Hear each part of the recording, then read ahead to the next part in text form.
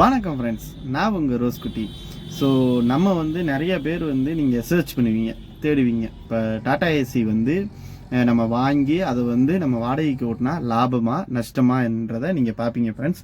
So அதுக்கு தான் இது லைவாக உங்களுக்கு நான் அந்த வீடியோ நான் காட்டுறேன்.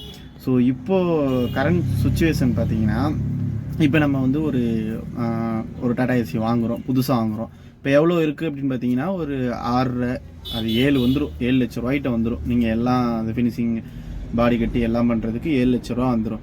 ஸோ 7 லட்ச ரூபா இன்வெஸ்ட்மெண்ட் பண்ணி நம்ம ஒரு லோன் கண்டிப்பாக இஎம்ஐயில் தான் நம்ம வாங்குவோம். ஸோ யாரும் 7 லட்ச ரூபா ஃபுல்லாக அமௌண்ட்டு பண்ணிவிட்டு வாங்க மாட்டோம், இஎம்ஐயில் தான் வாங்குவீங்க. ஸோ இஎம்ஐ பார்த்தீங்கன்னா 5 வருஷம் போடுவாங்க, இல்லை 4 வருஷம் போடுவாங்க, இல்லை 3 வருஷம் போடுவாங்க, இப்படி இருக்குது. ஸோ இதில் 5 வருஷம் ஒரு எடுத்துக்கிறேன்னு வைங்க. மாதம் இஎம்ஐ பார்த்தீங்கன்னா ஒரு 15,000 இப்படி கட்டுற மாதிரி வரும் இஎம்ஐ.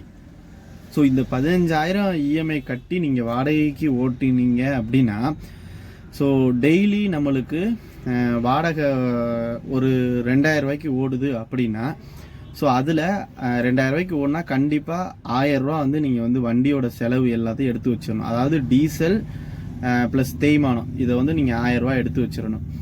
டிரைவருக்கு சம்பளம்ன்றது பார்த்தீங்கன்னா 500 ரூபா நீங்கள் எடுத்து வச்சுருங்க. நீங்கள் தான் ஓட்டினீங்கன்னா ஓகே. ஸோ அந்த 500 ரூபா டியூ கட்டுறதுக்கு எடுத்து வச்சுருங்க. ஸோ இதில் வெறும் 500 ரூபா தான் எனக்கு கிடைக்கிது. ஸோ இந்த 500 ரூபா 2,000ன்றது டெய்லி உங்களுக்கு வண்டி ரன் ஆனால் மட்டும்தான் இந்த 2,000 ரூபா உங்களுக்கு கிடைக்கும். ஸோ டெய்லி ரன் ஆகலை அப்படின்னா இந்த அமௌண்ட் உங்களுக்கு கண்டிப்பாக குறையும். இப்போ ஒரு நாளைக்கு 1,000 ரூபா ஓடுது, 1,000 ரூபா ஓடுனா இவ்வளோதையும் நீங்கள் எடுத்து வைக்க முடியாது. ஸோ இவ்வளோ டிஃபிகல்ட் இருக்குது. இதனாடி என்ன பண்ணுறது, வாடகைக்கு ஓட்டி நீங்கள் ஜெயிக்க முடியுன்ற கான்செப்ட் இருந்தால் கண்டிப்பாக இப்போதைக்கு டாடா ஏசி யாரும் எடுக்காதீங்க.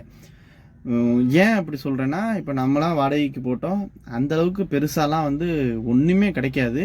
நீங்கள் வேணால் 5 காய்கறி இதெல்லாம் எடுக்கலாம் அப்படின்னு சொல்லலாம்.